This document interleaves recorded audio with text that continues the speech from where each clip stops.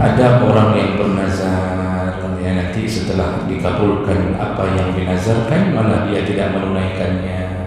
Nah, itu kadang-kadang terjadi begitu. Bapak Ibu, nazar ini pada dasarnya pekerjaan atau amal yang dimubahkan, dibolehkan. Tetapi ingat-ingat ya, bahwa bernazar itu bukan perkara yang dianjurkan. Bahkan Imam Syafi'i mengatakan bahwa orang yang sering bernazar adalah orang yang bakhil, pelit, kikir. Jadi orang yang bernazar ini disebut pelit. Kenapa?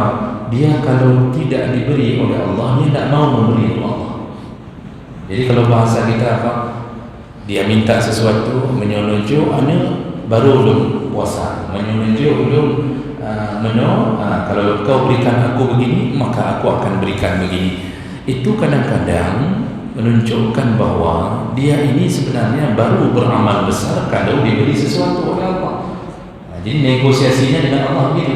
Makanya Imam Syafi'i pun mengatakan orang yang sering bernazar itu golongannya orang-orang yang pelit. Lalu kemudian yang kedua yang harus disadari bahwa nazar itu tidak mengubah takdir. Nazar itu tidak mengubah takdir. Jadi Allah yang mengatakannya, innaman nazaru la yughni 'anil haqqi syai'a. Nazar itu tidak membuat berubahnya sebuah ketetapan yang hak.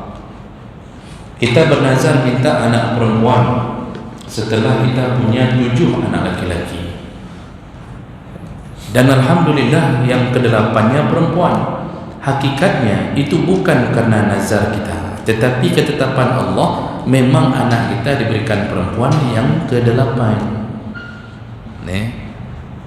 Makanya perkara nazar ini jangan sampai dikira bahwa kita ini suka bernego dengan Allah.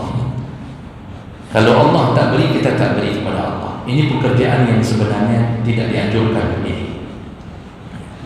Kita kan sering kadang-kadang orang-orang tua dulu kita sering sekali bernazar, apapun masalahnya bernazar. Seharusnya perilakunya beri dulu ke Allah, taat dulu ke Allah, sedekah saja, terus sedekah.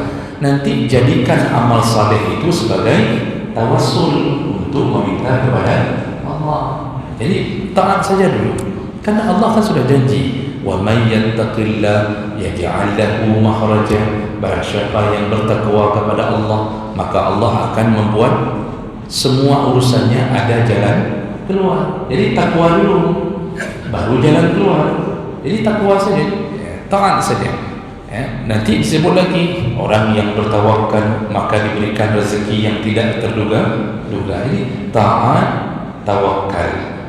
Allah akan beri, Allah akan beri. Jadi jangan sampai tidak taat, tapi waktu meminta sesuatu dia berjanji, kalau engkau beri baru aku taat, kalau engkau tak beri ya sudah, tidak ada sedekah-sedekah. Makanya ini perbuatan yang sebenarnya boleh, tapi jangan dibiasakan. Ini kadang-kadang kan kita membiasakannya, Pak. Sehingga kita ini tidak memulai dengan taat dulu, langsung minta dulu. Padahal cukup banyak nikmat yang kita sudah lupakan dari Allah Subhanahu Wa Taala. Lalu kita mengingat-ingat nikmat kecil yang belum Allah sampaikan. Sudah. Nah, kemudian nazar itu tidak berlaku kalau dinazarkan pada orang yang selain dirinya. Ini ada kejadian aneh, Pak, sering. Ada anak yang melahirkan, seorang ibu melahirkan. Lalu mamanya si ibu ini mengatakan kepada anaknya yang melahirkan ini, anak perempuannya, dia katakan, nah dulu mama bernazar, kalau kamu melahirkan dengan selamat, mama nazar bahwa kamu harus puasa 40 hari. Yang nazar mama, yang ucapkan mama, dinazarkan atas nama anak. Yang kira mama cuma nazar-nazarannya. Ada yang melakukannya, Pak. Bodohnya ada yang melakukannya. Padahal nazar seperti itu tidak sah. Kalau kayak gitu kan enak sekali menzalimi orang.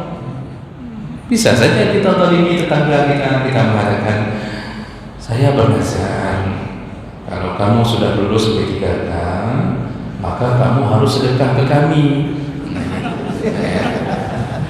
Kau kenal kok, nazar roh. Kau kenal kok. Ada yang lebih bodoh lagi, Pak.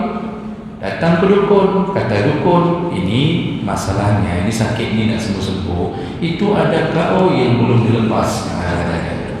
Bagaimana KO yang belum dilepas? Kalau betul KO, ada KO yang belum ditunaikan.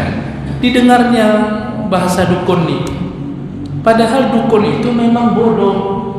Dukun itu masuk ke dalam dunia kesyirikan. Jadi kata dukun, ini nazar nenek ini belum selesai, makanya dia sakit terus-terusan. Pulang tanya sama nenek nazar apa dulu sehingga anak cucu sakit terus-terusan? Kata si nenek, sama anak sapu pun nazar, tidak ada yang ku kawinkan apapun. Ada pasti dukun itu bilang ada. Kata si nenek, katanya apa dukun yang pakai. Itu kata si nenek. Jadi bodoh-bodoh orang hari ini dalam urusan nazar. Dukun didengarinya, masya Allah.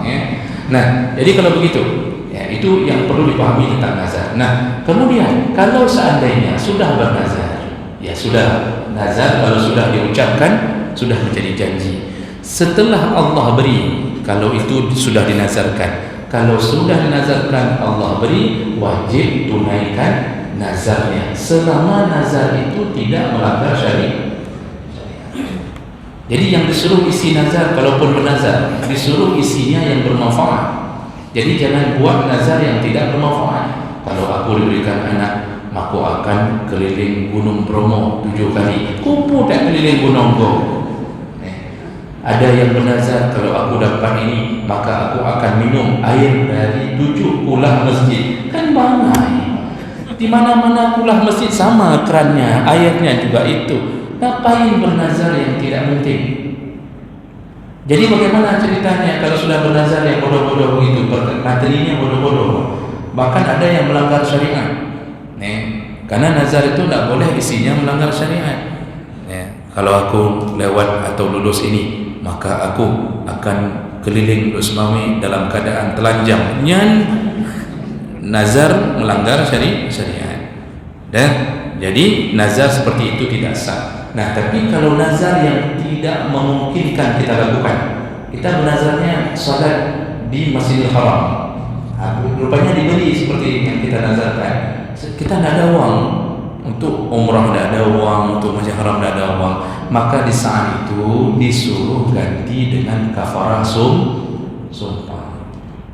Disuruh ganti dengan kafarah sumpah, memberi makan 10 orang miskin, atau memberi pakaian 10 orang miskin, atau puasa 3 hari. Itu kalau sudah nazarnya tak mungkin lagi dia lakukan karena perkara yang usul padanya.